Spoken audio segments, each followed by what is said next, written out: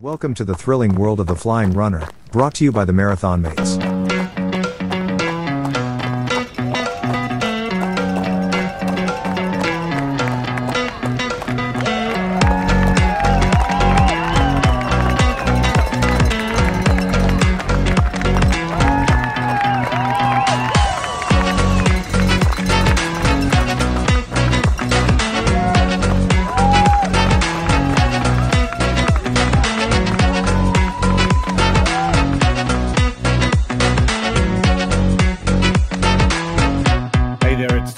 From the Flying RuNR, and welcome to Out and Back.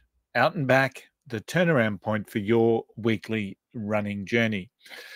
Now, it feels like forever since I ran the Gold Coast Marathon and damaged my calf in the process. But finally, yesterday, I ran. I ran a 15K easy run with Sharon. And it was great to be running with Sharon again after basically since Tokyo, running and training by ourselves. But we now work together to build towards New York. And of course, we've got Sydney, the Sydney Marathon sandwiched in between. We've got 4 weeks to Sydney. So we've got a couple of busy months ahead.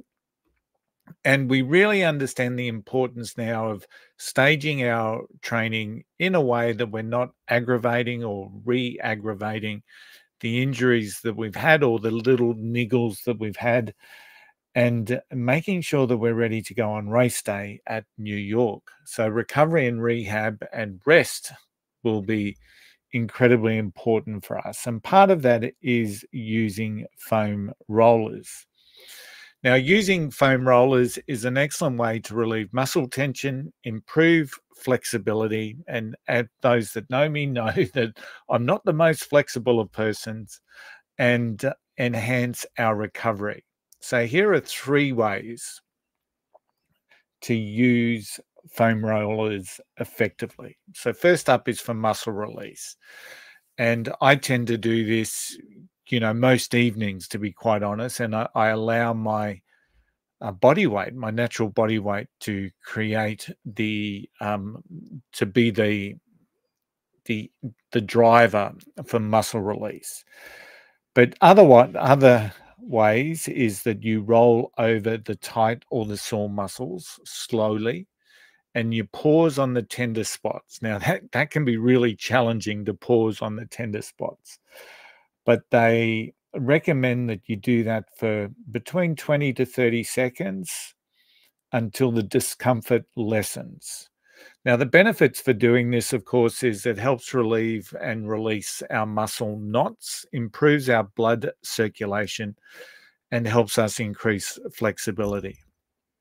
And it's particularly useful for areas like our IT bands, calves, quads, and our back. My son actually has quite a regimented routine to roll on his back, to roll his back. So it's particularly useful for calves. And as I said, I use my body weight to help with that. The other areas where foam rollers can become very effective is in the pre-workout warm-up. Now, it's very rare that you're going to take a foam roller down to your local marathon race or whatever it is that you're doing, but it's a really good way to gently massage the major muscle groups for about 5 to 10 minutes before you complete a long run or your workout, right? So focus on areas that will be heavily engaged in your training session.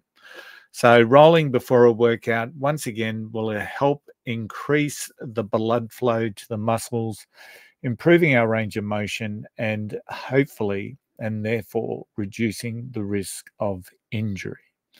So rolling 5 to 10 minutes prior to your workout is a really good way to prepare your body for the run or the workout.